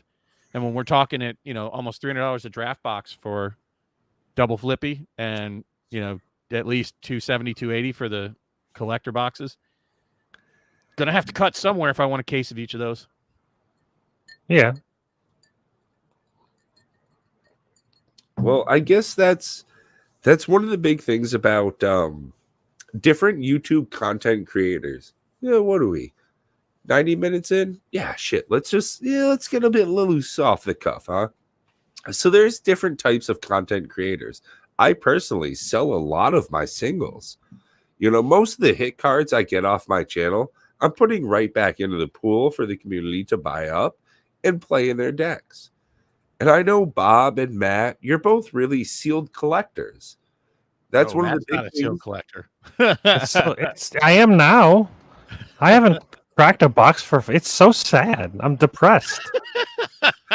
I'll tell you what, sealed collecting, especially if you've been a player and a pack cracker in the past, it's depressing. You start going through, honestly, some emotional changes. I had pack cracking apprehension for a long time. Where I did not. Should that be a new channel? Pack cracking apprehension. I bet nobody is. Don't open any packs ever. oh God, I'm putting it up. Idiot Wow. Don't say that. Nah, son. Like, honestly, man, like, people live vicariously through us. And that's one of the big reasons. Like, you don't go on skydiving videos because you want to learn how to skydive. It's because you're not going to do it. You don't want to learn videos about, like, going to Vietnam, walking around on the streets. No, you want to live vicariously. So there's a lot of people that enjoy just what we get to do. Same thing why Bad Boy gets all the views he does. People want to see these boxes get opened.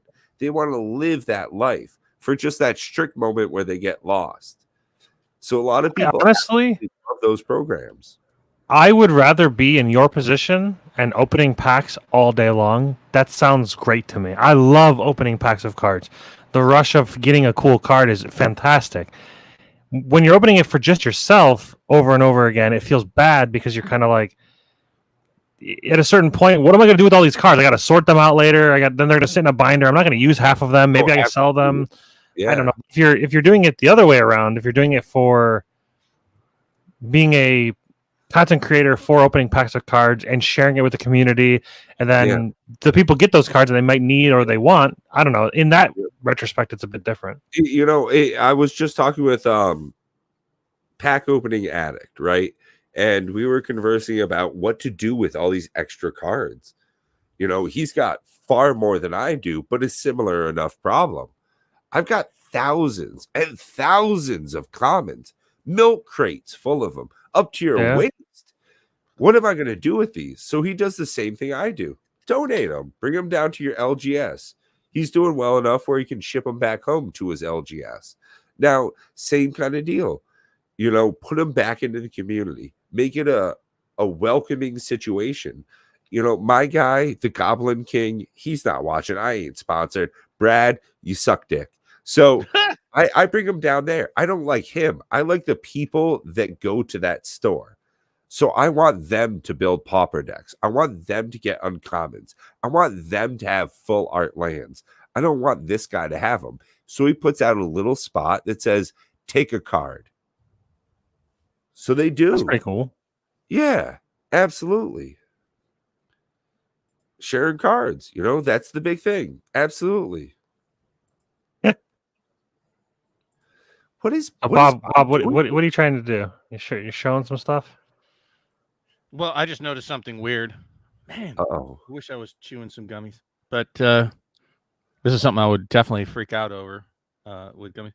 But it's, you know, I look at these. You were just talking about it. Like you haven't cracked, you know, sealed in so long. And it got to the point where I would stare at them and I'm like, I can't open them. I was literally staring at packs, sealed packs, and just couldn't bring myself to crack anything. Realizing that I'm losing money. Every time I would open and hear a pack ripped, I was like, I'm losing money. I'm losing money. And right down the drain. Right down the drain. Right? And right I don't do like Pat does. I tend to hold on to them because of my experiences selling and getting burned so bad on selling my cards. So, you know, I had a very hard time even to crack them for channel content or any other reason, to be quite frank. And I still do to an extent, but I can crack some nowadays. I can bring myself to do it. But that's not even the weird thing that I noticed here. Anybody notice anything weird? Why is the Wizards logo so small on the box? Right? Look at that. How trippy is that? Did it so tiny? What? Shrink wrap? Is that like that on all set boxes? Didn't it? Lance, are you still here? Probably not. I think he has a thing. But look at that. That's freaky. Like, is that New Capenna as well? Yup. It's so different. Yeah. The set boosters are so different. I didn't realize they would have different art. Oh yeah. Oh, all the set boxes do. You think I pay attention to that little thing? What's that? Let us know, Dave. I don't pay attention to that. I don't think I draft boxes. Maybe that's why. I never know there's different arts because I never buy draft boxes. That's funny. I only buy sets. Box by Ikoria, but they didn't have a set box to compare it to. Yeah, I would have bought set if I could have. But no, I mean, I appreciate having my sealed stuff. Like I said, I bought one box of each. These are what I call shelf candy. Someday, when I'm brave enough to actually call in some favors and get at least one wall built behind me, you know, we don't have to have this stupid green screen. It's not stupid. It's decent. It's a nice thing to have the green screen, and I'm thankful to have. You know, it's always something different. A decent setup. Every week you can change it up. You know, whatever flavor you're feeling. But Moxman is kind of stuck into it. You know, love you, bud. I'd call you by your name, but I don't know it. It's Moxman. But hey, Mox, you know, I love what you're doing, but at the same time, I like the interchange, the difference that I see from Matt and Bob, in the same way that Dave changes it up from video to video. It kind of gives me a different atmosphere every single time. They're the personality. It's not the background. I already believe what you're giving to me. I want you as a person. It's not the things in your background, it's the foreground that gives me credence to you as a channel, as a person. Well, Yeah, but I like it. I could have a personally floppy like it. dildo behind me, and I don't think people would give a shit as long as the content's good. I like looking at what's behind Rudy and what's I spend time looking at what's on his shelves, and I was like doing seeing that yesterday in his yesterday's video. I noticed he had a dumpster, and there was fire coming out of it, and then it had the date 2022 on it. I was like, "That's pretty 2020. funny." Oh, was it 2020? Mm-hmm. But either way, yeah. I mean, it's funny. Yeah, I like it. I've never really paid too much of attention because most of the time I have it as like background noise. But yeah, I wouldn't mind having like a full bookshelf behind me, but my walls are slanted, so it'd be pretty rough. I have other stuff. Some I'm just itching that I would love to like show you, and I don't know. Maybe one of these days I'll reorganize my room so I can do if it. I can even give just like a little Weird. teaser peek without Like, getting getting the whole thing in here. When I follow investors, That was a teaser right there of one of the things that's definitely going on that shelf here. I just realized my. I'll So be that's honest, going- I grit my teeth real hard because some of the investors I follow, the millionaires I've met in life, like I can't say names. So I know multimillionaires in life. Like I text with people that are in movies you've seen. So in interactions like that, you learn that the flaunting part isn't what's important. You get to know it on the inside. So it's like there's a certain level where Rudy puts up boxes of cases so that you know he's real. Whereas I'm just going to fucking say it. Whatever. 90 minutes, 5 people. I think Moxman puts it up so that he feels like he's real and he's gaining that from you. You see this? Oh, hey, this is a real thing. I'm worth it. Okay, cool. This is real.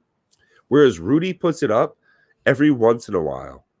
And then he just sits in a small office with some empty boxes behind him and he talks because his words are what bring you there. It's not what's behind him that makes him valuable. It's like when I tune into Dave's channel, what he's opening, what his opinion is, and his evaluation. Those bring me there. When I open up a new browser and I see MTG Gaming Bob and MTG Gaming Matt, they've got opinions. It's not about the fucking play mat. It's not about the boxes behind them. It's about what they're saying. I can put that stuff on mute. I can play in my car. Cool. I'm driving down. I can listen to them talk and they've got good ideas. That's why I hate Perps so goddamn much, because he's an idiot. Wow. I just don't care for him much live. He's a bit rude. Oh, God. I think it's gonna be interesting. It's gonna be interesting listening to something on mute. Yeah, you did say that. I was like, wow. I can put it on mute and listen to that crap like reader, I'm like, it's gonna be on Braille. It's gonna be difficult. But we get what you're saying. It's more about value in what you. Rudy does bring a great perspective. Honestly, I'll tell you what I like most about BBD. I mean, I go there and I try to support as many content creators as I can just to show the support. I love BBD stories, right? I love his naked swimming pools and whatnot. That's. Me and him joke about Barbie and how like she's meaner than he is. Yeah. But wow, you'd be the first BBD to have a crush on my voice. Like I even hate hearing it, and I'm like, do I really sound like such a dude? Wow, that's terrible. I sound totally different in my own head. I sound way fucking cooler in my own head than I do on live tapes. It's terrible, but it is what it is because it's my opinion and it's my passion. And my favorite question Matt actually asked me the other day when we stopped our stream. It was me, Matt, and Pat, and I was talking. Yeah, we were talking about people and how they, if you don't mind me. No, go for it. we were talking about we had ended the stream. It was like a 2-hour stream, so at that point we were kind of just like, all right, let's just get off. But then we continued like we do sometimes, and we just continued talking, and he went on his tangent again about how people sometimes don't invest when people invest and they don't really have the money to do so. And I asked him, I said, you seem to care a lot. Why do you care? And his response was, go for it. You can explain it. I mean, maybe I didn't explain it well. So it's just that he cares. Like, it's interesting to I didn't even think about it, because when I asked him the question, why do you care so much? Like, why does he care if some Joe Smo maxes out his credit card, buys a bunch of Ikoria boxes, and then they go down to the shit? Why does he care? Because at the end of the day, he does care. He cares because everybody's a person, and everybody brings value to this world. And if somebody is going through hard times when they make purchases that they can't go through, and he could change that by letting them know some information, maybe guiding them a little bit. Like he said before, he likes to be kind of the shepherd. He likes to try to help people whenever he can. So at that point, it's kind of like, okay, yeah. I mean, he obviously, if you ever met Bob, he cares a lot. He's definitely the guy that's you could go to and he'll help you out if you need it, like, for sure. Like, he's a good guy. So that's why he cares. He cares because he actually cares. A lot of people say they care, but they don't. I think he definitely cares. He wants to prevent people from going through hardship if he can. There's a lot of people that say things, and there's few amount of people that show things. So someone in this niche that says, come on in, I'll take your money, versus someone that says, I will never take your money. Here's something for free, and here's something that might help you. What sounds like Bob? Yeah, I know it's a shitty, lure, but at the same time, Bob's got an opinion, and it costs you absolutely nothing, and he can't pay for it. Yeah, so for me, when something doesn't directly affect me and is not in front of my face, I don't care. And put that in quotations because I have a bit of an interesting personality. I have ADD, and that kind of makes it so that things that aren't in my forefront, in my face, that I don't actually see, I don't really think about. So if somebody's having hardship and I don't know about it, or maybe they read a comment saying they're going through hard times, in the moment I'll care and I'll type something out. But honestly, in an hour, I won't remember it, and I don't care anymore because I don't remember it. Bob, on the other hand, he'll think about that. He'll try to maybe even think of like ways that he could help out, or maybe some better advice that he could give, and maybe he'll write that comment a bit more constructively. So different personalities, it just, that's the way it is. I wish I could be more caring, but unfortunately, my brain doesn't work that way. Like I said, my listeners are my flock. You know what I mean? They're part of my group, my gang, my clique, whatever you want to call it. I don't have a lot of reach. Maybe I reach a couple thousand people, even, tangentially through other people's channels and whatnot. So yeah, if I can, I'm old. I've got a lot of, scars to show for it. Bad decisions, bad life choices, and some of it's around magic. And that's a deep wound, to be quite honest with you, because it's a hobby, it's a passion, it's something I don't have to do in life. So to suffer wounds from something that's supposed to be fun and a hobby, and don't kid yourself, it can cut pretty deeply. It can. This is no child's play, especially when you start talking about, financial responsibility. That really can hurt. And if I can save even, one or two people from making that decision, or if I can make somebody who really doesn't have an extra $35 to put in their gas tank this week to think twice about opening this pack of Invasion, right? That's a $40 product that, what, just pure odds, I crack this pack right now, this $40 pack, yeah, and it's going to turn into $1 worth of cards. Yeah. Yep. Okay. Hashtag if you want me to prove it, realms. Then no offense, go look at what Joey Moss has done. And when we're talking about Joey Moss, and this is the last thing I'm going to say, because I don't hate Joey Moss. I don't like what he's done. That really struck a bad chord with me. Well, there's he may have sold it at the price that he got it, but he got to open it. He got the value of opening an old box himself. He got all of that value, and other people paid for that. There was a lot of money lost, and it wasn't a lot of his money being lost. He may have lost some money, but he didn't lose a lot of money. I would have had far less problem with it had he purchased a whole box himself. Oh, I want to say for the price that they were worth. I want to say, and I don't want to bash other content creators because that's not what I'm about at all. And I'm not about bashing Joey. Yeah. But he's got people out there that lost real money, and who knows what the story is behind each of those people. Not everybody's in the financial position I am, or even you, BBD. I know that you're doing well enough. I'll bet you half of those people are not. It's funny because I think they didn't get the pleasure of opening it. They only had the pain of watching a $300 pack get turned into $1. And that bothers me because they didn't even have the pleasure of opening that old pack themselves. Right. And I don't even get to lose. Even I don't hate it the way that Rudy does it because everybody knows that they're purchasing it and he's opening it for them. Yep. Fine. I think they're foolish for not opening the whole box themselves. Yeah.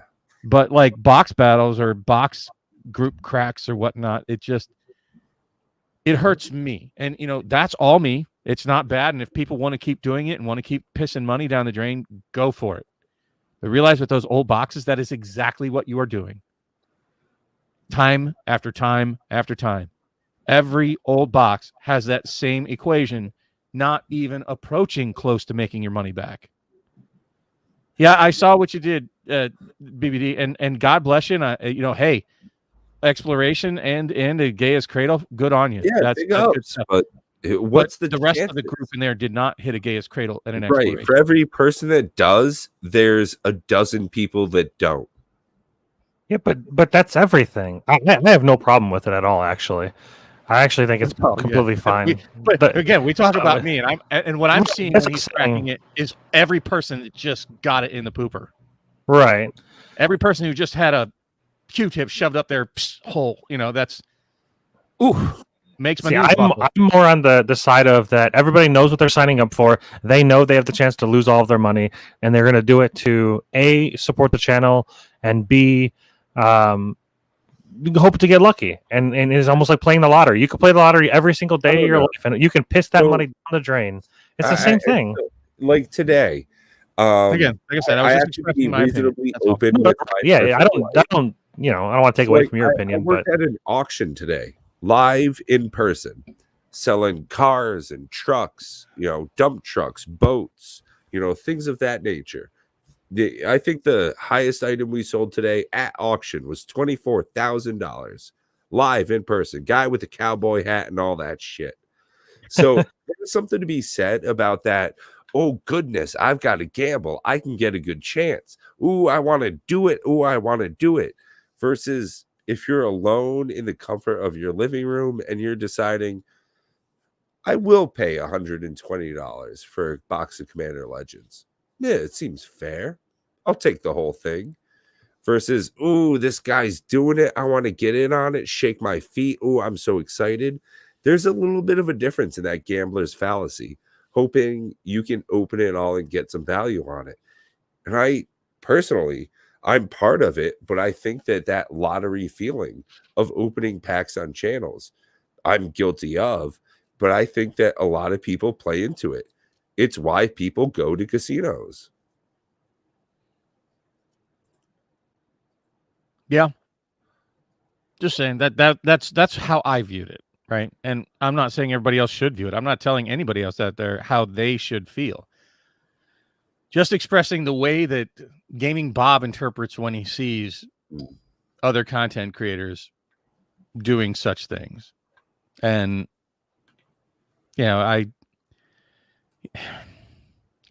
it hurts me to see other people get crushed like that. And I lived in Vegas, and guess what? I hated going to the casinos and seeing people just pulling the handle and sitting there for hours and draining. And let me tell you, where you think all those homeless people come from in Vegas? Exactly. There's a lot of people that started in Vegas not homeless. Casinos. Yeah. There's a lot of people that go to those casinos that started out not homeless. Mm-hmm. Mm-hmm. Vegas has one of the biggest homeless populations in the United States. There's a reason that they Makes sense. said 20% of the drivers anytime, day and night in Vegas are drunk. You go into a casino, you lose all your money, get pissed drunk, and then drive away angry. Horrible place to Makes drive. sense. Yeah. And I've seen some crazy shit. I mean, like engine blocks flying out of cars from accidents, a car that went right through a cinder block wall at 7 a.m. You know, car on fire with nobody there, not even the police or the fire department on the highway. I was like, whoa. You know, there are homeless people on every street corner when you get away from downtown Las Vegas, throughout all the residential neighborhoods in Vegas. There are pawn shops like I don't even know what we have here in Ohio that would be as common as a pawn shop. Like, I don't know, like a gas station maybe. There might be more pawn shops than gas stations in Vegas. I mean, they're everywhere. And it's you know, it's terrible to see that, especially when you see the gambling mom standing on the street corner with her 2 homeless kids. You know, yeah, it's real. And it happens. And that's soul crushing, man. And life is hard. Life is very hard, especially when it comes to finances. When people say life's hard, 9 times out of 10, it comes down to finances. Yeah. And in probably 75 to 80% of those situations, it's their own fault. Bad life choices. So that's where I come from. Sorry, that was a really bummer mood. Let's talk about something good. And all of that will happen to you too if you continue opening packs of Magic. Yeah, right. Well, dude, look at Rudy reads his sad stories, sob stories, you know, that people write in about what happened.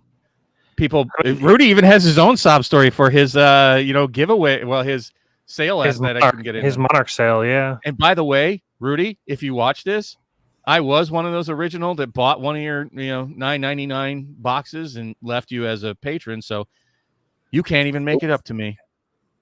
Maybe you can make it up to me by showing up on the channel. How's that? I won't make you give me free boxes of Monarch. You show up here even for 5 minutes on a Saturday night one time. That'll be even. There's no 5 minutes of your time for $1,000 is how it would pay out, huh? I feel bad for him. Did any of you guys watch that video, by the way? I haven't gotten around to it yet. So essentially, he's like saying, I'm sorry to the people that bought in at that time. But let's rewind the clock. At that time, that seemed like a reasonable thing to do.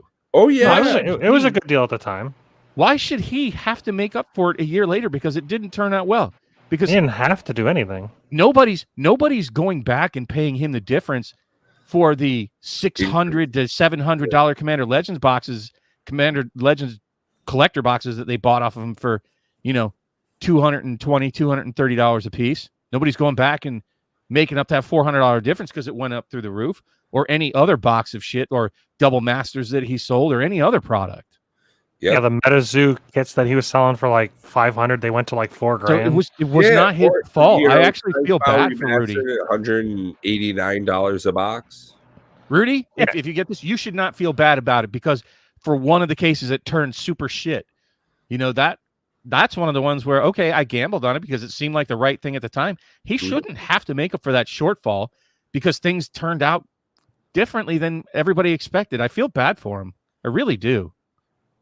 I think the biggest thing the reason why I think he feels bad, I didn't watch the video, so this is just a complete guess, was because it was around the time where he was taking up the mantle of like bringing Flesh and Blood to the masses. I mean, he was helping bring it.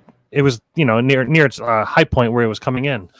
And he was like talking about like, this is going to be the next big game. I believe in this game, the Monarch to 1K. And when you do all that kind of stuff and then you get shit on too, it feels bad because you aided in everybody else getting shit on from your words. So I get why he feels bad. And he didn't know. He's not solely responsible for anything. Oh, no. But you would feel the same way if you had that happen and you were in that position. You would also feel the same way. Well, that's why I'm not a Rudy. Well, right. I'm not a hustler. Like, I don't have a hustle to get my hustle on, right? Yeah, that's why I'm an investor. I'm the slow burn, slow creep kind of guy. I'll invest in it and I'll sit on it for years, and then I've earned the right to sell it at whatever price it is years down the road. He was getting his hustle on. He didn't double speak. He didn't lie to anybody, And there are some people that actually made money off of that sale.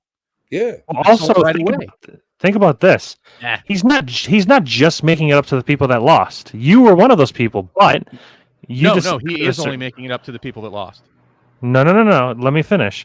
You were one of those people, but he's not making up to you. He's making up to the people that stayed with him and still believes with him or in him to this day, and never lost faith and like canceled their subscriptions. So that's he's making up to those people that stuck with him this whole time. So that's more about loyalty than anything, I guess. But honestly, I like. Okay, so I'll say it clear since we just seem to be talking about other content creators tonight. A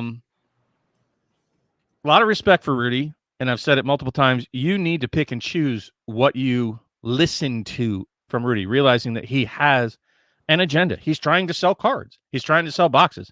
Yeah. But he also drops a lot of nuggets of information. If you filter it with a fine enough sieve, you can get some real gems out of what he says. I'm not going to go into that, but it's what turned me on to Commander Legends collector boxes before it even sold, and that's why I bought them. And always do your own research on anything you hear.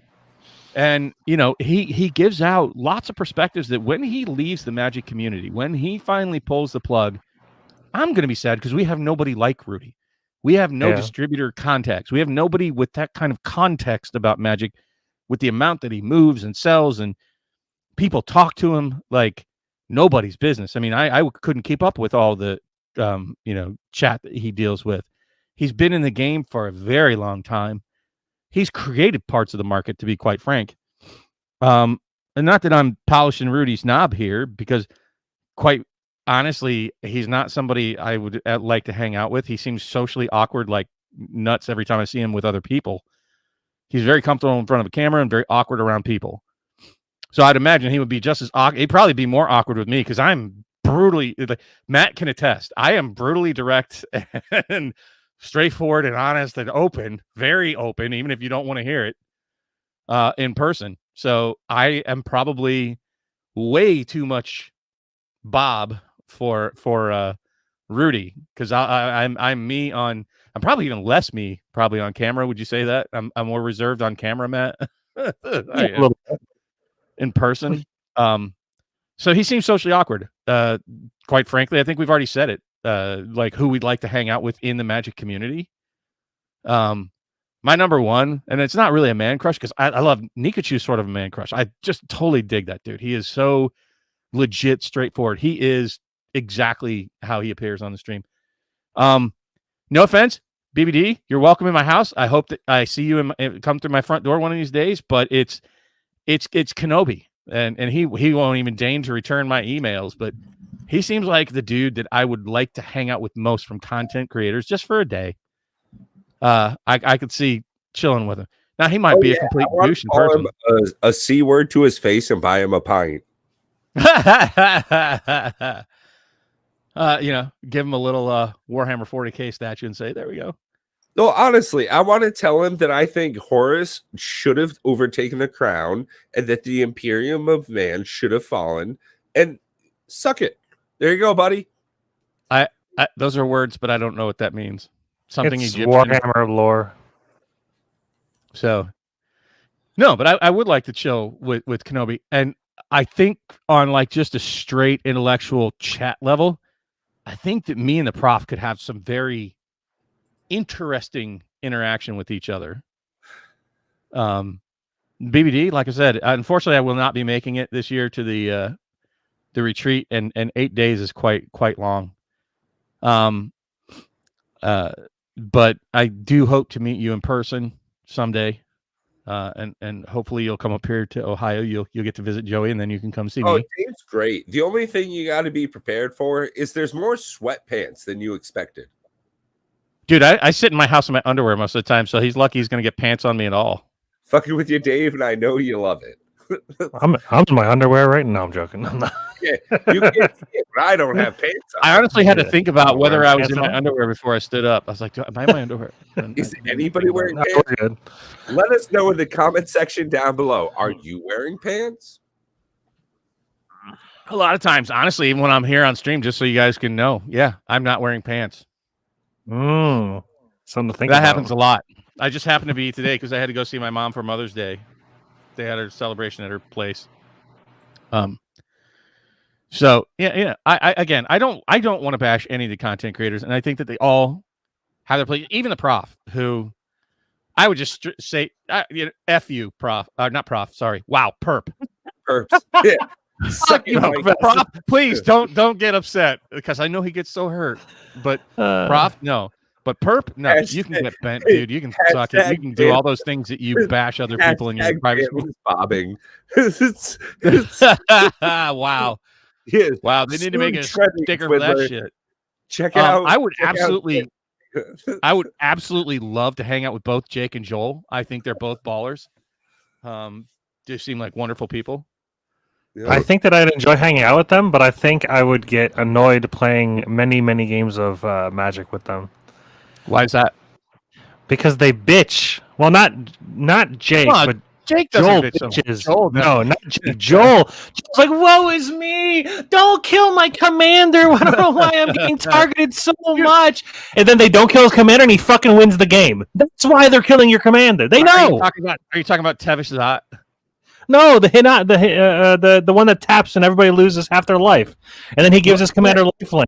He had Tevish Zot out on the board like on turn 3 or 4, and he was crying that we were targeting it. I'm like, oh no, that thing needs to die horribly and fast. Hidetsugu, I think, of the Hidden Ways or something like that. It's literally just tap and everybody loses half their life, and then he gives his commander Planeswalker, and because the creature's doing the damage, he just gains all of the life that everybody loses. So it's like, well, there's a reason they're killing your commander. Yeah. But let's be fair. Joel is a supremely sharp person. No, I'm not taking away that he's not good or bad. I'm just saying he bitches. Okay, so that's a personality flaw, but he is insanely smart when it comes to magic value, commander. He's crazy smart. He really is.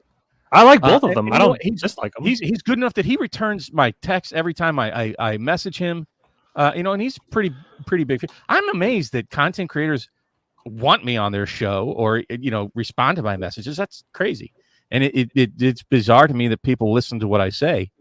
But I do put a great deal of thought into what I spout off about in my opinions, and I try not just to say this sucks. Why? Because. Okay, cool. Because good story. Good point. I think it just harks back to you. Just people can see that you're a good guy and they want you in their circle, so of course they're going to respond back to you. I think that's just what it comes down to.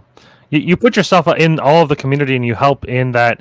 You participate in tons of streams and help other content creators out. You are a content creator yourself, so I think all of those things combined, just of course they're going to respond. I'm not trying to. I'm not fishing for compliments here tonight, folks. But again, there's some of the things I think about, and I even tell my fiance, like, it's bizarre to me that people want me. That's cool.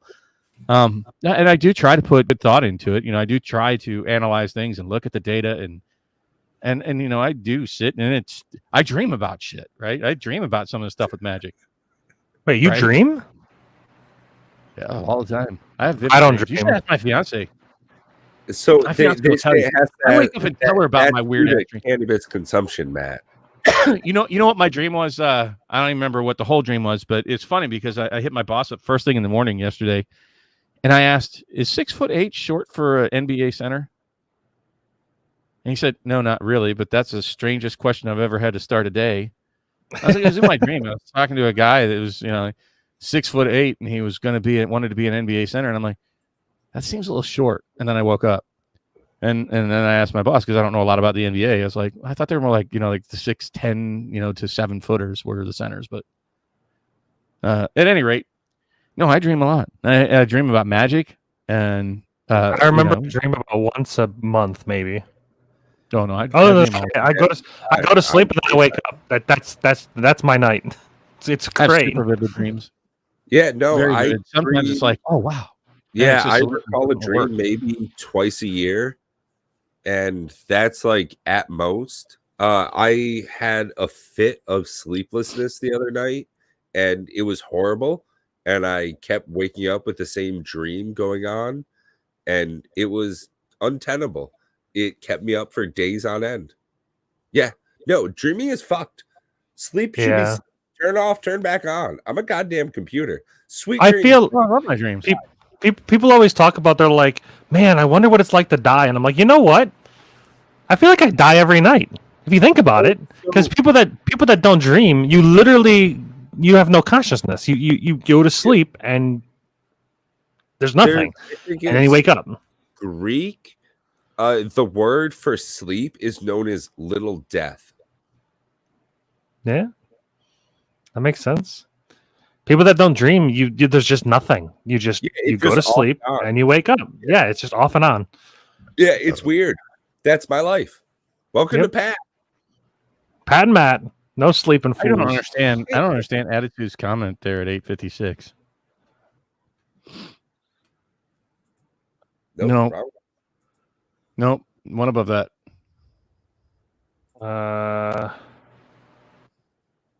I don't know what a bottle of Dawn being like drinking soap.